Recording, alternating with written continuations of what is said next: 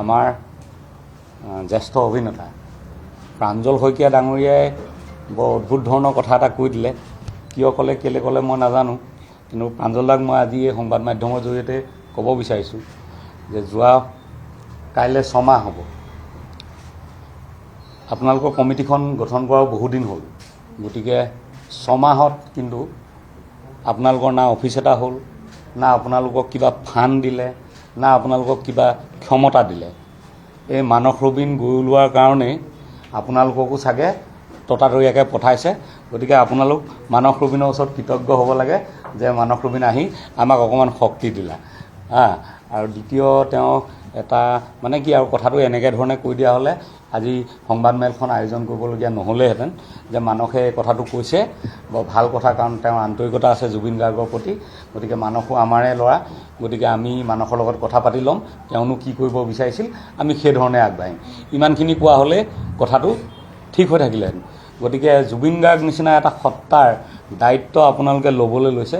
গতিকে কথা কওঁতেও অকণমান সাৱধান হ'ব, কাৰণ সময়টো খুব চেঞ্চিটিভ। গতিকে আপোনালোকে এনেকুৱা কথা কৈ নিদিব যিটো কথাৰ কাৰণে ৰাইজৰ মাজত এটা ক্ষোভৰ উদগীৰণ হয়। কালি দেখিছোঁ তেখেতৰ মন্তব্য সংবাদ মাধ্যমত প্ৰচাৰ হোৱাৰ লগে লগে ৰাইজে খুব বেয়া ধৰণে কমেণ্ট কৰিছে। গতিকে তেখেত এজন জ্যেষ্ঠ অভিনেতা, তেওঁ কিবা কাৰণত গালি খালে মোৰো ভাল নালাগে। গতিকে এইখিনিয়ে মই ক'লোঁ। আৰু আমি যাবলগীয়া এইকাৰণেই হ'ল কাৰণ যোৱা 6 মাহে তাত কি কি হৈ নুঠিল মই কৈছোঁ দেই। তালে আগতেও কৈছোঁ এইখিনি কথা, আজিয়ে কোৱা নহয়।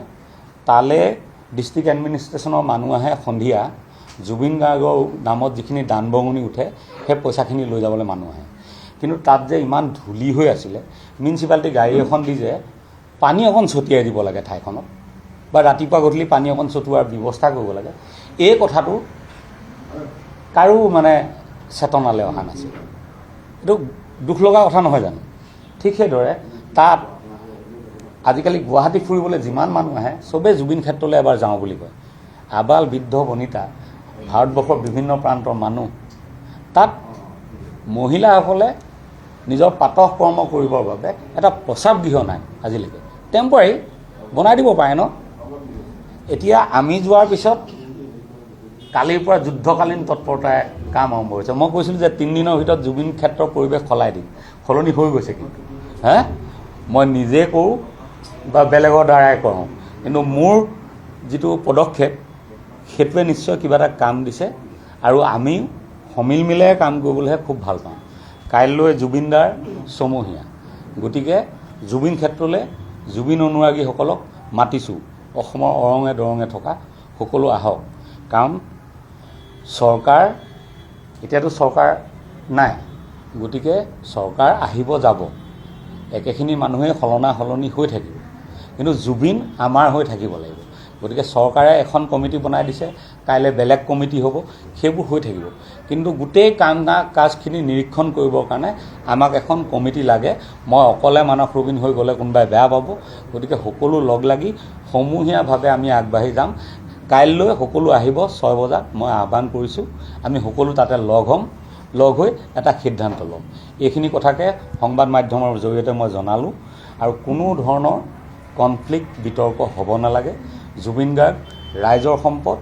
আমি সকলো অসমৰ যিমান জাতি জনগোষ্ঠী ধৰ্ম ভাষা আটাইবোৰ মানুহে, আনকি অসমৰ যিমান গছ নদী পৰ্বত পাহাৰ সকলোৱে আমি জুবিন গাৰ্গক আৱৰি ৰাখিম। এই প্ৰতিজ্ঞাৰে আমি কাইলৈ লগ হ'ম। ধন্যবাদ। সন্ধিয়া 6 বজাত মানে আগবেলা মোৰ কাইলৈ এজনীয়া যিখন বিচাৰপীঠ, তাত আয়োগত মোৰ সাক্ষ্য আছে। সাক্ষ্য প্ৰদান কৰিবলৈ মোক 4 বজাত মাতিছে। গতিকে 4 বজাৰ পৰা মই 5 বজামানত আজৰি হ'ম। গতিকে 6 বজাত মই গৈ পামগৈ।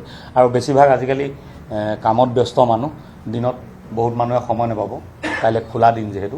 গতিকে সন্ধিয়া 6 বজাত মাতিছোঁ, সন্ধিয়া 6 বজাত লগ হ'ম। এনে দিনততো ছমহীয়া কাৰ্যসূচী তাত চলিব, আহিব বহুত মানুহ। গতিকে কিন্তু মিটিংখনৰ কাৰণে মই 6 বজাত মাতিছোঁ। মই লোকৰ কথা ক'বলৈ অহাই নাই ইয়াত। এয়া আমাৰ সম্পূৰ্ণ ৰবীন আৰ্মি দল, আপোনালোকে দেখিছে। কালি প্ৰাঞ্জল দাই এটা কথা কৈছিলে যে মানস ৰবীনে অকলে কাম কৰিব আহিছে। মানস ৰবীন আজিৰ তাৰিখত অকলে কেতিয়াও নহয়। মানস ৰবিন মানে লগত লাগি আছে ৰবিন আৰ্মি, আৰু ৰবিন আৰ্মি মানে হ'ল 10,000 থলুৱা খিলঞ্জীয়া আৰু ভূমিপুত্ৰৰ খুব কুশল কৰ্মী দল।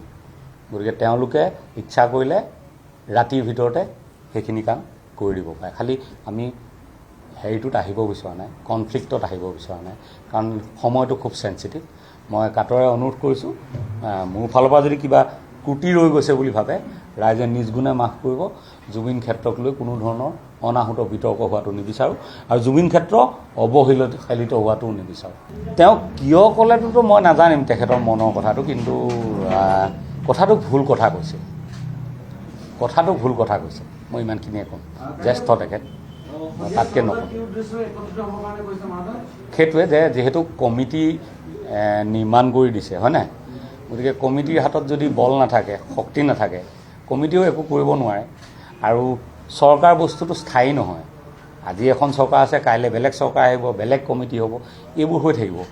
জুবিন গাৰ্গ চৰকাৰী নহয়, জুবিন গাৰ্গ ৰাইজৰহে। গতিকে ৰাইজৰ এখন কমিটি থাকিব নালাগিব নেকি? গতিকে ৰাইজৰ কমিটি এখন বনাওঁ, ময়ে ইনিচিয়েট কৰিছোঁ, কিন্তু তাতে ৰাইজে দিহা পৰামৰ্শ দিব, সেইধৰণে হ'ব। নহয়, ৰাইজৰ হ'লে তাত গৰিমা বৌ থাকিব, কিন্তু ৰাইজৰ চৰকাৰীখনততো গৰিমা বৌক ৰাখিছিল, কিন্তু গৰিমা বৌৰ বলটো চৰকাৰীখনত কিমান থাকিব? গতিকে ৰাইজৰ বল এটাও তেখেতক লাগিব। ৰাইজেতো আৰু গৰিমা বৌক নোসোধাকৈ একো কাম নকৰে, কিন্তু ৰাইজৰ বল এটাও লাগিব।